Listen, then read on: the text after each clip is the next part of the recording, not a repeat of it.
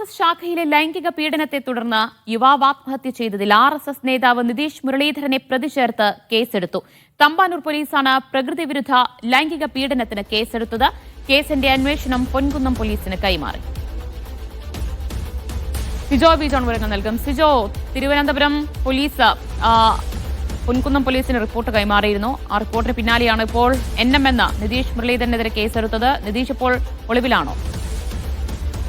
നിതീഷ് ഇപ്പോൾ ഒളിവിലാണ് എന്ന് തന്നെയാണ് വ്യക്തമാക്കുന്നത്. പൊൻകുന്നം പോലീസ് ഇയാൾക്ക് വേണ്ടിയിട്ടുള്ള തെരച്ചിൽ ആരംഭിക്കുകയും ചെയ്തിരുന്നു. എന്തായാലും ഈ വീഡിയോ പുറത്തു വന്നതിന് പിന്നാലെയായിരുന്നു ഇതിൽ കേസെടുക്കാൻ പറ്റുമോ, പ്രകൃതി വിരുദ്ധ ലൈംഗിക പീഡനത്തിന് കേസെടുക്കാൻ പറ്റുമോ എന്ന് സംബന്ധിച്ച് തമ്പാനൂർ പോലീസ് നിയമോപദേശം തേടിയിരുന്നത്. മനു കല്ലമ്പള്ളിയാണ് ഇത് സംബന്ധിച്ച് നിയമോപദേശം നൽകുകയും ചെയ്തിരുന്നത്. ഈ വീഡിയോ ഒരു പ്രധാന തെളിവായി എടുക്കാം, അതുകൊണ്ട് തന്നെ ഇത് കേസെടുക്കാം, മറ്റ് നിയമ നടപടികളുമായി മുന്നോട്ട് പോകാമെന്നായിരുന്നു നിയമോപദേശം നൽകിയിരുന്നത്. ഇതിന്റെ അടിസ്ഥാനത്തിലാണ് ഇപ്പോൾ തമ്പാനൂർ പോലീസ് കേസ് രജിസ്റ്റർ ചെയ്തിരിക്കുന്നത്. ഇനി ഇതിന്റെ തുടർ നടപടി എന്ന് പറയുന്നത് ഇതിന്റെ റിപ്പോർട്ട് കൈമാറുക എന്നുള്ളതാണ്. ആ റിപ്പോർട്ട് കൈമാറിയിട്ടുണ്ട് എന്നുള്ളത് തന്നെയാണ് ഇപ്പോൾ CI വ്യക്തമാക്കിയിരിക്കുന്നത്. ഇനി ഇതിന്റെ അന്വേഷണം പൊൻകുന്നം പോലീസിനായിരിക്കും. ആത്മഹത്യാ പ്രേരണ കുറ്റം ചുമത്തുന്നതല്ലോ സിജോ? ആത്മഹത്യാ പ്രേരണ കുറ്റം ചുമത്തുന്നതിനുള്ള തെളിവുകൾ നിലവിൽ ലഭിച്ചിട്ടില്ല എന്നാണ് പോലീസ് വ്യക്തമാക്കുന്നത്.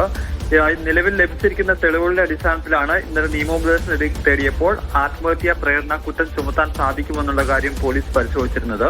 അപ്പോൾ കൂടുതൽ തെളിവുകൾ ലഭിക്കുകയാണെങ്കിൽ മാത്രം ഇത് ആത്മഹത്യാ പ്രേരണ കുറ്റം ചുമത്തുക എന്നുള്ള ഒരു കാര്യമാണ് വ്യക്തമാക്കിയിരിക്കുന്നത്. ഇനി അങ്ങനെ ആത്മഹത്യാ പ്രേരണ കുറ്റം ചുമത്തുകയാണെന്നുണ്ടെങ്കിൽ അത് തമ്പാനൂർ പോലീസാണ് ചുമത്തേണ്ടത്.